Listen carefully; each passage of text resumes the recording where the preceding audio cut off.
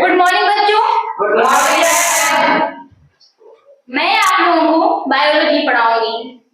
आज से हमारी क्लासेस स्टार्ट हो रही हैं और रेगुलर चलेंगी क्लासेस। ठीक है, तो सबसे पहले हम ये समझते हैं कि बायोलॉजी होती क्या है और इसकी मीनिंग क्या है। जैसे कि बायोलॉजी दो शब्दों से मिलकर बना है,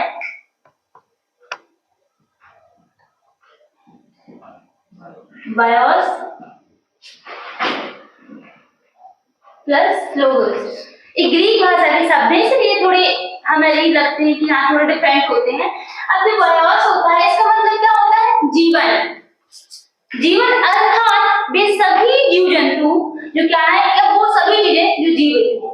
इसमें केवल जीव जंतु नहीं आएंगे, इसमें पेड़ पौधे वो सब आएंगे। ठीक है, फिर चाहे सूक्ष्म जीव से लेके जो हमें आंखों से दिखाई नहीं देता है, ऐसे लेके हाथी और बड़े बड़े जितने भी जीव हैं वो सारे इसमें इंक्लूड होते हैं।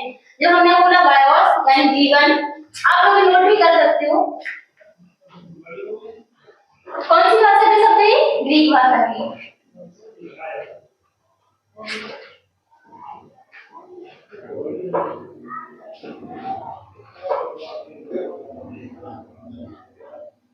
और लोगोस का अर्थ होता है अध्ययन। तो हमारी बायोलॉजी का अर्थ क्या हुआ? जीवन का अध्ययन।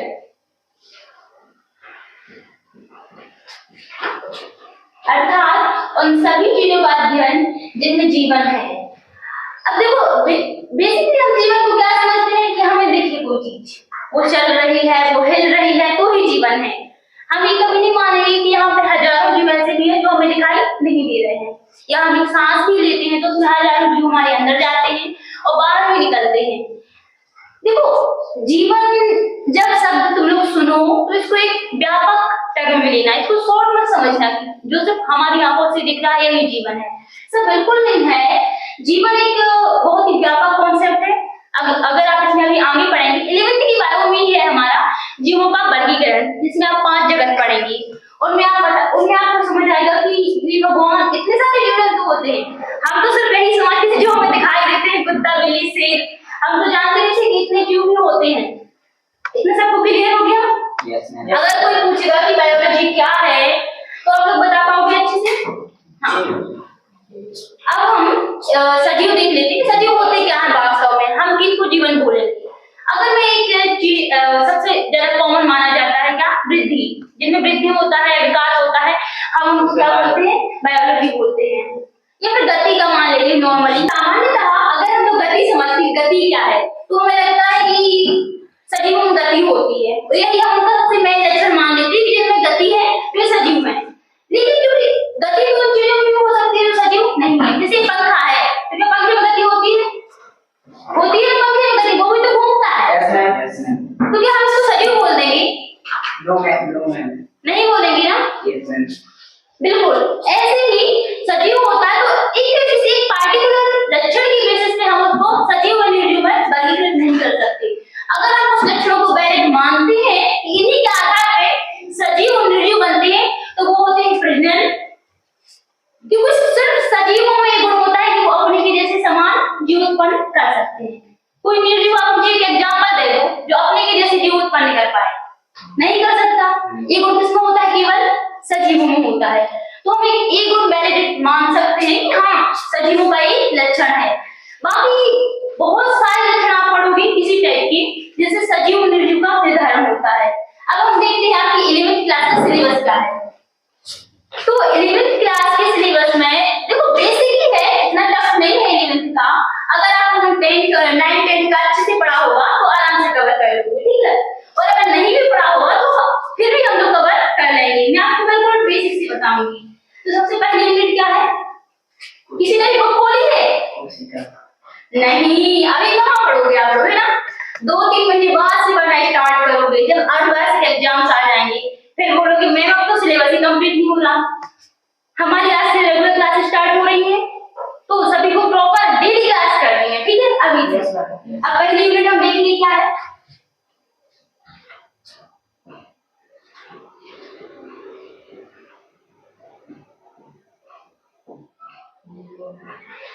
जीवों में विविधता या डाइवर्सिटी बोलते हैं जिसे हम, जिसके बारे में अभी बता रही थी कि जीवों जीव कैसे, अभी मैं साइज के बारे में बता रही थी, तो उनका साइज कैसे छोटा या बड़ा हो सकता है। वैसे ही एक विविधता केवल साइज के आधार पर नहीं होती है कि कोई जीव छोटे हैं या कोई जीव बड़े हैं, विविधता कई आधार पर हो सकती है।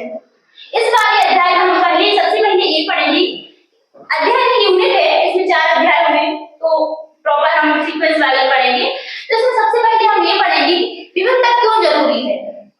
ऐसा भी तो हो सकता था कि पृथ्वी पे केवल पौधे पौधे होते, इंसान ना होते, या फिर इंसान होते, बाकी प्रजाति ना होती।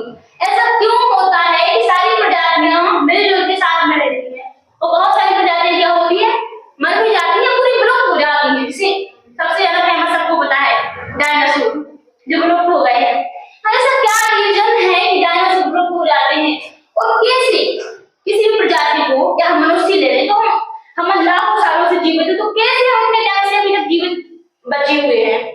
चलो मान लो पहले हम बंदर के जैसे दिखते थे, लेकिन फिर भी हमारी प्रजाति अभी तक जीवित है, विलुप्त तो नहीं हुए हैं।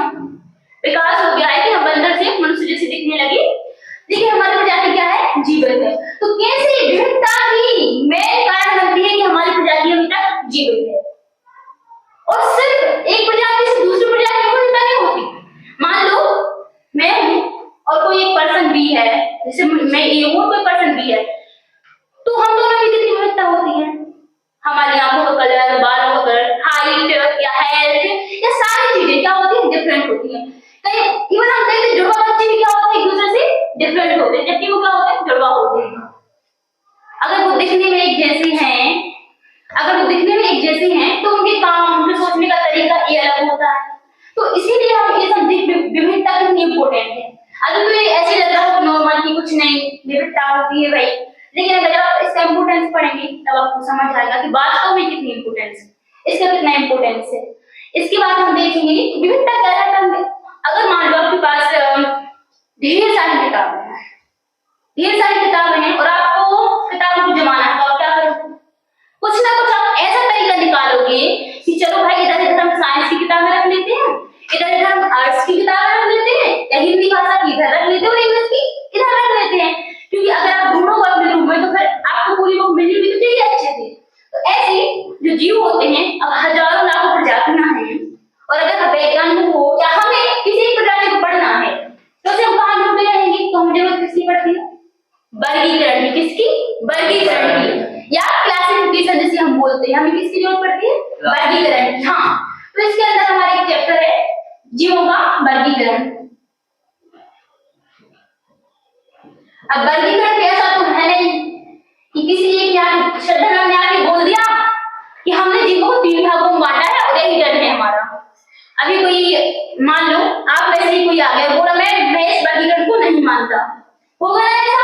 तो वर्गीकरण भी अलग अलग विज्ञान के अकॉर्डिंग अलग अलग है, लेकिन फिर भी अध्ययन की दृष्टि से या पढ़ने की दृष्टि से हम किसी एक को सबसे अच्छा मानते हैं कि ये सबसे अच्छा है।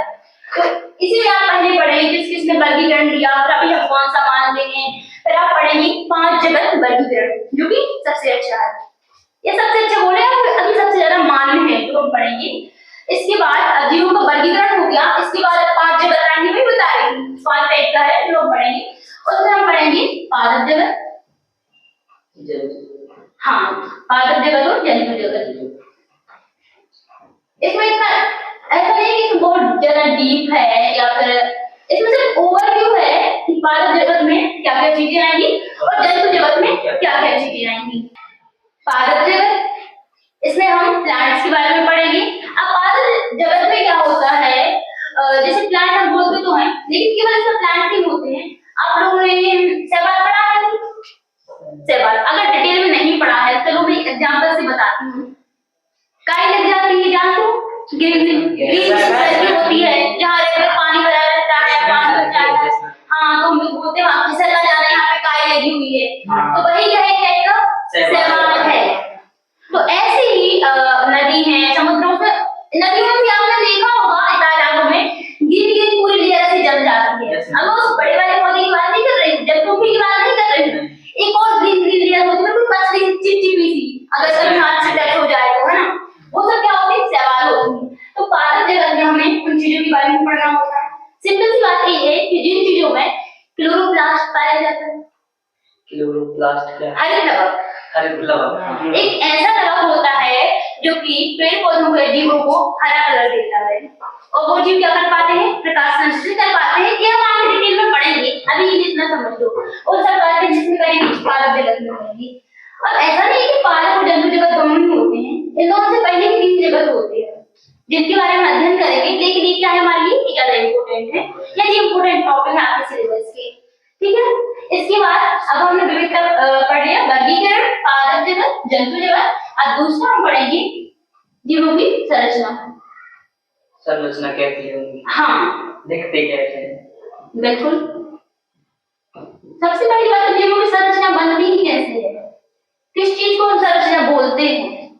या किसी भी जीव की बॉडी है, पूरा शरीर है, तो वो किन चीजों से मिलकर बना होता है, किस लेवल को हम क्या बोलेंगे। जैसे हम जनरली मानते हैं, देखो बोलते हैं कि ईंट से क्या होती है, ईंट से मिलकर दीवार बनती है, फिर दीवारों से मिलकर क्या बनता है? घर बनता है। हाँ, घर बनता है, कमरा बनेगा, ठीक है। तो वैसे कमरे एक चीज सबको मिला के क्या बनेगा? एक घर बनेगा। तो ऐसे ही जो जीवों का शरीर होता है वो भी एक छोटे लेवल पे होता है, जैसे कि ईंट होती है वैसे। तो हम बोलते हैं ईंट की जैसे क्या है? कोशिका है, कोशिका। फिर एक समान से हम ईंटें लगाते जाएंगे एक समान, तो क्या होगी? दीवार बनेगी। ऐसे जब एक समान कोशिकाएं मिलती हैं जो समान कार्य करती हैं, तो मिलकर क्या बनाती हैं? ऊतक बनाती हैं। क्या? ऊतक बनाती हैं। अब यही ऊतक जो होते हैं उनमें एक समान कार्य करने वाले जो ऊतक होते हैं वो क्या बनाते हैं? अंग बनाते हैं। क्या? अंग। जैसे मैंने बोला हमारा श्वसन तंत्र, मान लो हम सांस लेते हैं, तो हम क्या करते हैं? सबसे पहले नाक से सांस लेते हैं, तो इसमें क्या है? नाक एक क्या है? अंग है जो कि हमें किस चीज में हेल्प कर रहा है? सांस लेने में, हमारी श्वसन की क्रिया में। तो उसमें हम सबसे पहले ये देखेंगे कि इसमें बहुत सारी कोशिकाएं होंगी जो हमारी नाक को बनाएंगे, फिर ऊतक होंगे जो कि क्या करेंगे? इसका निर्माण करेंगे। इसके बाद नाक को हम एक अंग बोलेंगे। अभी हम क्या बोलेंगे? एक अंग बोलेंगे। जब सांस अंदर लेंगे फिर सांस श्वास नली से और ऐसे फेफड़ों में जाएगी जो भी, तो बहुत सारे अंग क्या कर रहे हैं? एक जैसा कार्य कर रहे हैं। किस चीज का कार्य कर रहे हैं? श्वसन का कार्य कर रहे हैं। हाँ, एक जैसा कार्य कर रहे हैं। तो इन सबको मिलाकर हम बोलेंगे अंग तंत्र। क्या बोलेंगे? अंग तंत्र। तो यही है जीवों की संरचना में हमें हर लेवल पे पढ़ना पड़ेगा। जैसे कौन कौन सी टाइप की कोशिकाएं होती हैं, फिर वो कैसे ऊतक बनाती हैं, ये सब पढ़ना पड़ेगा। तो इसमें अगर हम मेनली सीखना पड़े तो हम इसमें क्या बोलेंगे? पादप ऊतक सबसे पहले कितने टाइप के होते हैं, क्या स्ट्रक्चर होता है, क्या फंक्शन होते हैं। अभी आप लोग ने पादप ऊतक पढ़े होंगे, जिसमें आपने बेसिकली ये पढ़ा होगा, विभाज्य ऊतक पढ़ा होगा, स्थल ऊतक पढ़े होंगे, जाइलम, फ्लोएम, सबको नाम याद होगा, जाइलम फ्लोएम होंगी। हाँ, तो यही पादप ऊतक है, पढ़ना वही है, केवल क्या है? डिटेल में पढ़ोगे आप। मैम, जैसे हम अपन सभी ह्यूमंस के बॉडी पोस्चर अलग होता है, फेस अलग दिखता है, तो ये ऐसा क्यों होता है? एक से क्यों नहीं दिखते? बेटा जब आप इसमें कोशिका पढ़ोगे, और कोशिका के अंदर फिर आप केंद्रक पढ़ोगे, और केंद्रक में क्या होता है? डीएनए होता है, गुणसूत्र होते हैं। जब आप उनको डिटेल में पढ़ोगे तो वो गुणसूत्र जो होते हैं, वो डीएनए जो होता है, वही हमारे इलेक्ट्रॉन क्या करता है? डिसाइड करता है। मेरी आंखों का कलर क्या होगा, मेरी हाइट क्या होगी, कुछ चीज देखो हम घटा बढ़ा सकते हैं। जैसे लोग हाइट थोड़ा बहुत चेंज कर सकते हैं, लेकिन ऐसा कोई नहीं कर सकता इतना सा था और इतना हो गया, पॉसिबल ही नहीं है। क्योंकि बेटा आपके जो डीएनए है वो इतना कोड कर नहीं सकते, इतना प्रोटीन बना ही नहीं पाएंगे कि आपकी हाइट इतनी हो जाए। तो जो डीएनए होते हैं वही क्या करते हैं? हमारा पूरा बॉडी का स्ट्रक्चर डिसाइड करते हैं। तो अभी जो आप बोल रहे हो वो हम आगे पढ़ेंगे। आपकी इसमें अभी जो थर्ड यूनिट है कोशिका वाली, उसमें पढ़ेंगे, और उसको तो इतना डिटेल से समझेंगे कि आप खुद ही समझ जाओगे कि हाँ इलेक्ट्रॉन कैसे डिसाइड होता है, क्यों हमारे स्किन कलर किसी का ब्लैक हो सकता है, किसी का व्हाइट हो सकता है, आंखों का कलर ब्राउन हो सकता है, ब्लैक हो सकता है, ब्लू हो सकता है। उसकी वजह यही नहीं, आपको पूरा क्या बोल सकता ही है, या फिर हमारी बहुत सारी चीजें होती हैं। जैसे कि मान लो किसी को बहुत तेज गुस्सा आता है, या फिर ऐसे तो हम बोलते हैं कि बाहर से इफेक्ट आया, लेकिन कई बार हम बोलते हैं इसके पापा को भी गुस्सा आता था, इसके दादा के भी घुंघराले बाल थे, ये तो बिल्कुल अपनी दादी कर गया है। हाँ बिल्कुल अच्छा। तो वो हाँ वो डिसाइड तो एक डीएनए का एक भाग होता है जिसको हम जीन बोलते हैं, वो करता है। तो उसके बारे में आगे पढ़ेंगे डिटेल से, ठीक है बेटा। अब हम इसके बाद देखेंगे पादप ऊतक हो गया हमारा। देखो इसके आगे समझाऊंगी। पहले मैं वही समझाती हूँ, उसके बाद बताती हूँ। एक होता है शरीर रचना,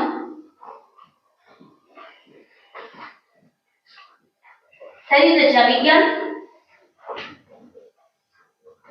जिसको इंग्लिश में बोलते हैं एनाटॉमी, एनाटॉमी बोलते हैं, ठीक है। दूसरा है शरीर क्रिया विज्ञान। देखो अभी ये शब्द लिखे मिलेंगे पूरे 11th में, तो शुरुआत ही सब कुछ से होगी, और जब ये लिखे मिलेंगे तो आप बोलेंगे क्या अंतर है इसमें, इसमें भी किडनी पढ़ रहे थे हम, इसमें भी किडनी पढ़ रहे थे, अंतर क्या हो रहा है इसमें। तो इसलिए अभी से क्या करना है, क्लिक करके रखना है कॉन्सेप्ट कि क्या अंतर है, क्यों अलग अलग शब्दों का प्रयोग कर रहे हैं। तीसरा होता है मॉर्फोलॉजी।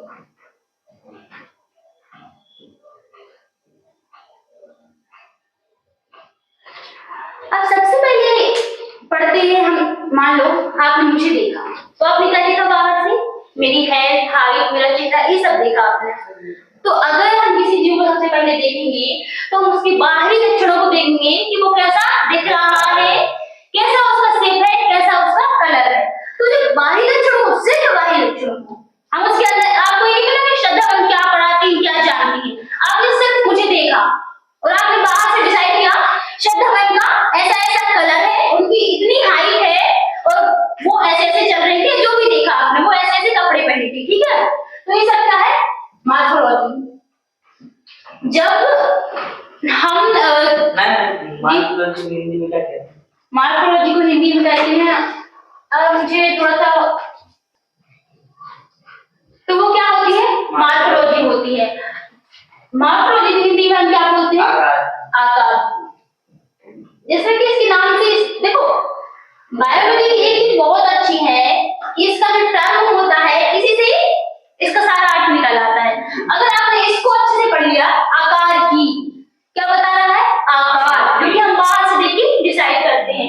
तो ऐसे हम बिल्कुल समझ पाएंगे कि जो बाहरी लक्षण होते हैं, जो बाहरी लक्षणों का अध्ययन किया जाता है इसमें, वो क्या होती है, आकार की होती है। अभी जैसे आपको क्वेश्चन आ जाएगा कि चलो जो कोई भी ऑर्गन ले लो हमारी बॉडी का, या हमने मान लो फेफड़ा ले लिया, तो हमने बोला उसकी मॉर्फोलॉजी बताएगी, तो आप बोलेंगे मॉर्फोलॉजी में लिखना क्या है, कैसा ये बाहर से दिखता है, कैसे ये काम करता है। तो आप बोलेंगे ये सब तो डिसाइड करना, पूरा लिखाते हैं, इतने इतने फेफड़े होते हैं, यहाँ पे होते हैं, सारा का सारा कैसे है इंक्लूड कर दिया। जबकि हमें सिर्फ देखना था आकार की, कैसे वो बाहर से दिखता है, कैसा उसका शेप है, क्या साइज है, सब हमें ये लिखना था। हाँ, इसके बाद में पढ़ना होता है शरीर रचना विज्ञान। इससे क्या समझ में आ रहा है, शरीर रचना विज्ञान से शरीर की रचना करने वाला जो विज्ञान है, यानी कि इसमें थोड़ा सा हम अभी हम जो बाहर से देख रहे थे, इसमें हम क्या करेंगे, अंदर जाके देखेंगे उसका इंटरनल स्ट्रक्चर कैसा है। हम अंदर तो जा रहे हैं, आप इस कमरे में तो आ रहे हैं और आप इधर अंदर सब कुछ देख रहे हैं, लेकिन आप यहाँ होने वाली किसी कोई भी क्रिया, यहाँ पे अगर एक क्लास लगी हुई है तो इससे आपका कोई संबंध नहीं है। आप इधर आके ये देख रहे हैं कि इधर कितने लोग बैठे हैं, कौन कौन से सामान रखे हुए हैं। तो यही जो रचना में पड़ता है कि कैसे रचना हुई है, कौन से प्रकार की कोशिकाएं किसी अंग में उपस्थित है, कौन सा प्रकार का वहां कोई हार्मोन बन रहा है, क्या हो रहा है। तो ये सब जो रचना हुई होती है उसको हम जिसमें पढ़ते हैं, एनाटॉमी में पढ़ते हैं।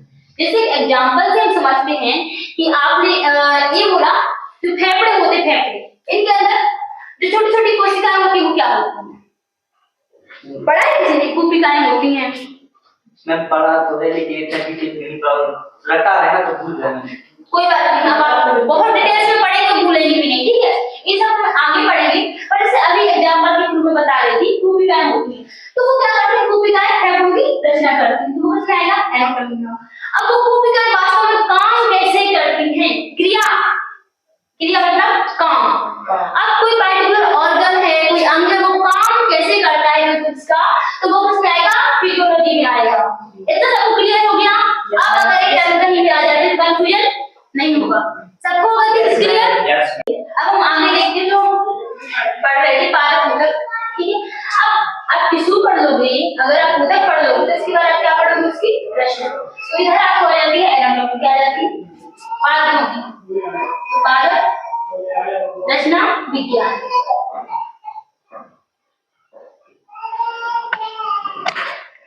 जिसको हम अगर इंग्लिश में बोलना हो तो हम क्या बोलेंगे? Plant anatomy. क्या बोलेंगे? Plant anatomy. ठीक है। अब सेम ऐसे हमें जंतु के लिए पढ़ना है, जंतु उदर और जंतु रचना विज्ञान। तो लिखने की आवश्यकता नहीं है, ये तो सबको पता है कि हम सेम दोनों के लिए पढ़ेंगे। ठीक है।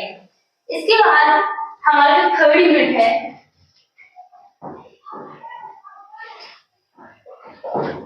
वो है कोशिका की संरचना और कार्य। जो भी आप आज बोल रहे थे कि कोशिका में डीएनए क्या होता है, कैसे लक्षण एक दिखाई देते हैं, कैसे विभिन्नताएं होती हैं, तो वो आप इसी चैप्टर में पढ़ेंगे। संरचना एवं कार्य। देखो, अगर हम ऐसे शॉर्ट टर्म में लेते हैं कोशिका की संरचना एवं कार्य, तो अभी जैसे अभी तक आप लोगों ने पढ़ा होगा 9th 10th में, ये कोशिका बना देंगे ऐसी और उसमें कोशिका के अंग दिखा देंगे और कैंटर दिखा देंगे। अधिकतर तंत्रिका कोशिका। हाँ, तंत्रिका में आपने कोशिका पढ़ेंगे, पालक कोशिका, जंतु कोशिका पढ़ेंगे। हाँ, तो अब ये जो संरचना कार्य है ये बिल्कुल भी इतना शॉर्ट नहीं है, इसमें एक अंग को बिल्कुल डिटेल में पढ़ना पड़ेगा। क्या उसका फंक्शन होता है, क्या उसका कार्य होता है, सब पढ़ना पड़ेगा। और साथ ही साथ इसमें कोशिका चक्र सुना है? कोशिका चक्र, कोशिका चक्र नहीं सुना? वो भी इसमें नहीं पढ़ोगे, इसीलिए आप संरचना पढ़ेंगे और साथ साथ कार्य पढ़ेंगे। तो मैं बता रही थी कि कोशिका चक्र पढ़ेंगे, कैसे कोशिका का पूरा साइकिल होता है, और कोशिका विभाजन पढ़ेंगे। अभी आप लोगों ने पढ़ा होगा समसूत्र विभाजन होता है, अर्धसूत्र विभाजन होता है, तो वो पढ़ेंगे इसमें। ठीक है। अभी कोशिका वाला यूनिट जब हमारा हो जाएगा उसके बाद हम क्या पढ़ेंगे? पादपों की फिजियोलॉजी पढ़ेंगे, प्लांट फिजियोलॉजी पढ़ेंगे। जैसे हम क्या पढ़ेंगे इसमें? पादप शरीर क्रिया विज्ञान। पादपों के अंदर विभिन्न जैविक क्रियाएं कैसे होती हैं, जैसे कि जीवित रहने के लिए इम्पोर्टेंट है खाना खाना या पोषक पदार्थ हमें मिलते रहे, पोषण जरूरी है पोषण। तो इसमें से पादप कहाँ से पोषण लेते हैं, कहाँ से जल लेते हैं, और उसके अलावा उन्हें किन चीजों की आवश्यकता होती है, ये सब किसमें पढ़ेंगे? पादप शरीर क्रिया विज्ञान में पढ़ेंगे। और इसके अलावा प्लांट में और भी जितनी उपापचयी क्रियाएं होती है उन सबको पढ़ेंगे। अब ऐसे हमारी लास्ट यूनिट है वो जंतुओं के बारे में। पादप की शरीर क्रिया आपको पता भले ना हो, लेकिन जंतुओं की सबको पता होता है। पोषण है, श्वसन है, एक प्लांट में भी सेम होती है, सिर्फ हमें क्या होती है उस रूप में दिखाई नहीं देती। आपको प्लांट ऐसे नहीं बोलेगा कि ये सांस ले रहा है, बहुत अच्छे से दिख रहा है सांस ले रहा है, ये प्लांट खाना खा रहा है, देखो देखो प्लांट खाना खा रहा है, ऐसा बिल्कुल नहीं दिखेगा।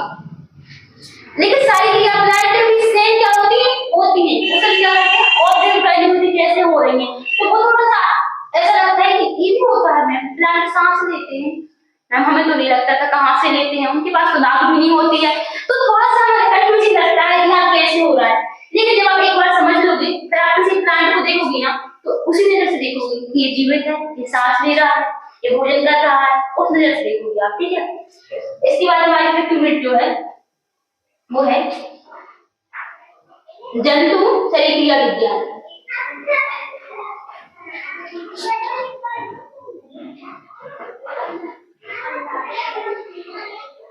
जिसमें हमें ये पढ़ना है कि जंतुओं में विभिन्न क्रियाएं। तो हम इसमें बेसिकली जो मनुष्य है या जो मानव है उसी में देखेंगे, उसमें कैसे पोषण हो रहा है, कैसे श्वसन हो रहा है, उत्सर्जन कैसे हो रहा है, और जैसे हमारा ये होता है तंत्रिका तंत्र वाला होता है समन्वय वाला, वो देखेंगे, इस सारी चीजें देखेंगे। ठीक है। ये हो गया आपका 11th का सिलेबस।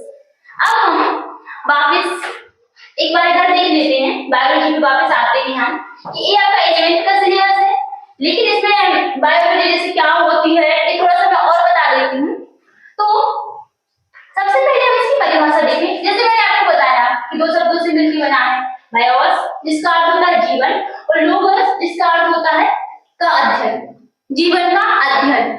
हाँ, तो अगर इसकी एक परिभाषा हमें लिखनी हो तो हम खुद ही लिख सकते हैं अपने मन से। ऐसा नहीं कि कोई बुक खोली और इनके हिसाब से उनके हिसाब से हमें देखना है, इसकी कोई आवश्यकता नहीं है।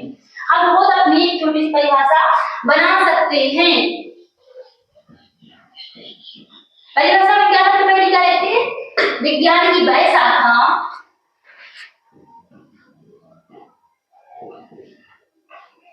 विज्ञान की वह शाखा जिसमें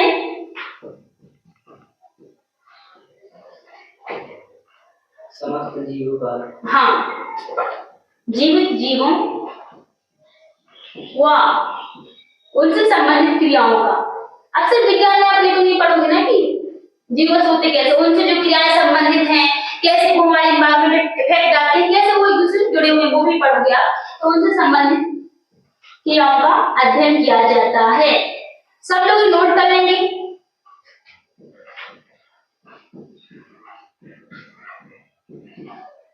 क्रियाओं का अध्ययन किया जाता है।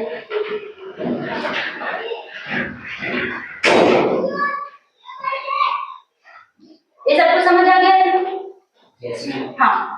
अब इसके बाद हम देखो, कोई भी ये विज्ञान जो होती है, चाहे हमारी बायोलॉजी हो या फिजिक्स हो, केमिस्ट्री हो, तो कहीं ना कहीं ये जगह से स्टार्ट होती है। इसके पहले नहीं पढ़ा जाता था, यहाँ से ही पढ़ना स्टार्ट हुआ है। और जो उस चीज को सबसे पहले देखता है, सबसे पहले मानता है, भाई उसका क्या हो जाता है? जनक हो जाता है। जैसे अभी तक कोई सब्जेक्ट था नहीं और मैंने वो स्टार्ट कर दिया पढ़ा, और मेरी वजह से वो बहुत फेमस हो गया, हर जगह पढ़ा जा रहा है, तो वो हमारा क्या हो जाता है? जो मैं हूँ वो सब्जेक्ट क्या हो जाऊंगी? जनक हो जाऊंगी। ऐसे ही जब बायो के बारे में व्यवस्थित तरीके से देखो, हर चीज होती है और हर चीज के बारे में पढ़ा जाता है, केवल अंतर इतना है व्यवस्थित तरीके से पढ़ेंगे। जैसे हमारे विज्ञान है, तो हम क्यों बोलते हैं उसको कि व्यवस्थित ज्ञान है, तभी विज्ञान है। ज्ञान तो पहले से भी था, लेकिन उसको व्यवस्थित किया हुआ है, हमने बांटा हुआ है बायोलॉजी में, तो वो क्या है? व्यवस्थित है। तो ऐसे ही जब व्यवस्थित कोई किसी सब्जेक्ट को अध्ययन करता है, स्टडी करता है, तो वो उसका जनक होता है। सबसे पहले जो स्टडी करता है, तो हमारे जो बायोलॉजी इसके जनक कौन है? अरस्तु। नाम सुना होगा आपने, अरस्तु। बहुत सारे। तो इसका जनक आप लिख लीजिएगा, कौन है? अरस्तु।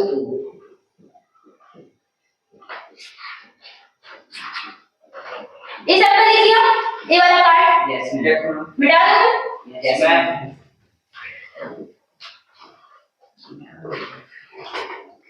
अब हम ये देखेंगे कि हमारी जो बायोलॉजी है, इसके अंदर कितनी शाखाएं होती हैं।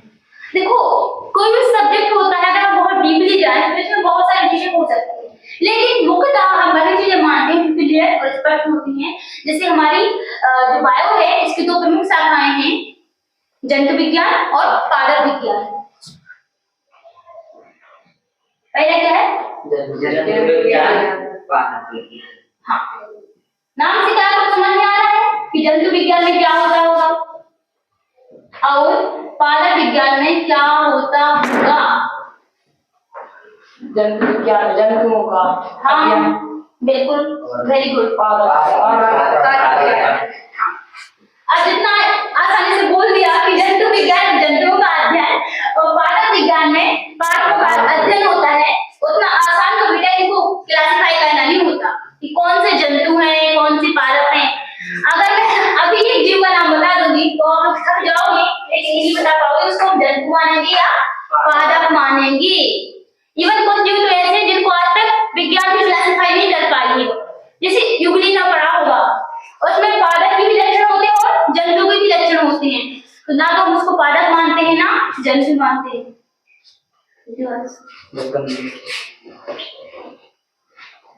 इतना क्लियर हो गया? जंतु विज्ञान देखो, अगर हमें डिफरेंशिएट करना है, अंतर करना है जंतु और पादपों में, तो सबसे मुख्य लक्षण हम मानते हैं, अभी बताया था मैंने, हरित लवा क्या? क्लोरोप्लास्ट। जिन चीजों में क्लोरोप्लास्ट है वो सब पादप में चले जाते हैं, और जिन चीजों में क्लोरोप्लास्ट नहीं है वो जंतु में जाते हैं। सबसे मुख्य लक्षण यही होता है पादप और जंतु को डिवाइड करने का। लेकिन इसके अलावा बहुत सारे और लक्षण होते हैं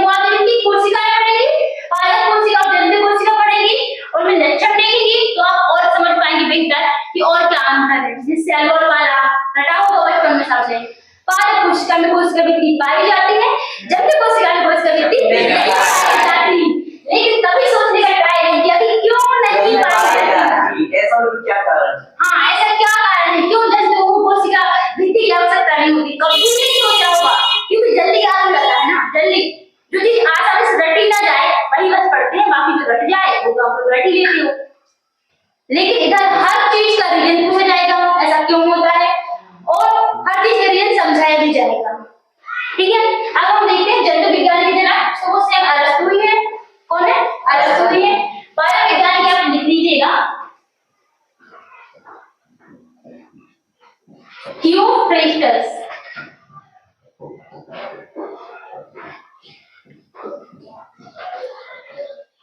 ये आप देख लीजिएगा। हाँ, और इनके नाम याद कर लीजिएगा, ये तो सरल ही है। देखो अरस्तु सबको याद हो जाएगा, यही जंतु विज्ञान के हैं, और पारक विज्ञान का है, ठीक है। और जंतु विज्ञान को अगर हम इंग्लिश में देखें तो क्या बोलते हैं? जूलॉजी। क्या बोलते हैं? जूलॉजी। जूलॉजी नहीं बोलना है, जियोलॉजी। जियोलॉजी भी नहीं बोलना है बेटा, जूलॉजी होता है। हाँ, और दूसरा होता है हमारा पारक विज्ञान, जिसको हम क्या बोलते हैं? बॉटनी। क्या बोलते हैं? बॉटनी। ठीक है, डन। इतना सबको समझ में आ गया? Yes ma'am. इसके आगे हम क्या पढ़ेंगे? क्लास में सभी लोग प्रेजेंट रहेंगे? Yes ma'am.